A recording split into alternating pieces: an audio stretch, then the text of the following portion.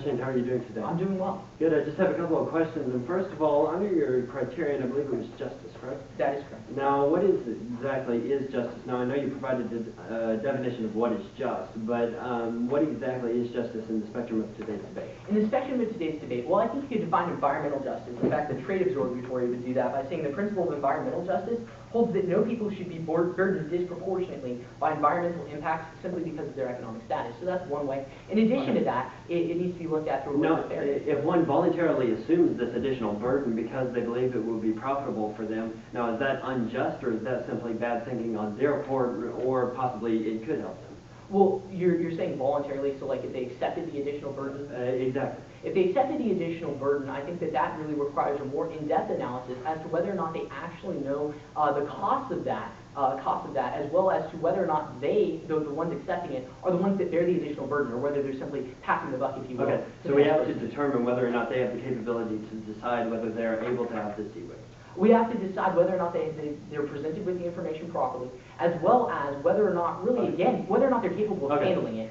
And moving on to the rest of the harms, you stated that the United States exports e-waste. Now, is there currently any regulations on the export of e-waste? On the export of e-waste, there's one specific regulation called the CRT rule, or cathode ray tool, that requires a notice and consent with the EPA to export basically old monitors or old television sets, but it's really mostly ignored. As a whole, do we ban the export of e-waste? No, we don't. Okay. And moving on to the rest of your harms, you stated that the economy of developing nations is hurt as a result of the export of e-waste. They're crippled. Yes. Okay. Now, are developing nations voluntarily assuming this burden, or do they not want it, and that's why they're all accepting it? Well, here's where we need to make a distinguishment.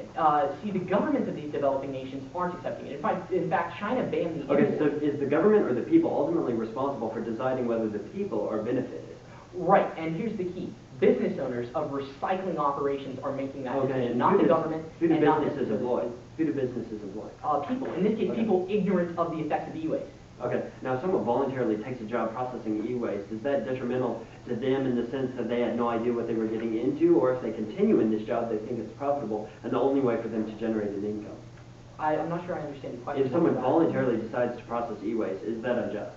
Absolutely, if they're not informed of the dangers, which these people aren't. Okay, and did you present evidence showing that these people are entirely ignorant of the fact that they're smelting copper? If you want to make that argument, then we'd be more than happy to respond to it with several pieces of evidence. Okay, and under your second plan mandate, you said that you would label these programs to provide for the easy tracking of the e-waste, correct? Now, what specific form will the labeling take?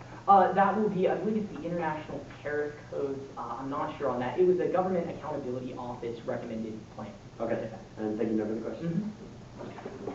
Is there any more questions?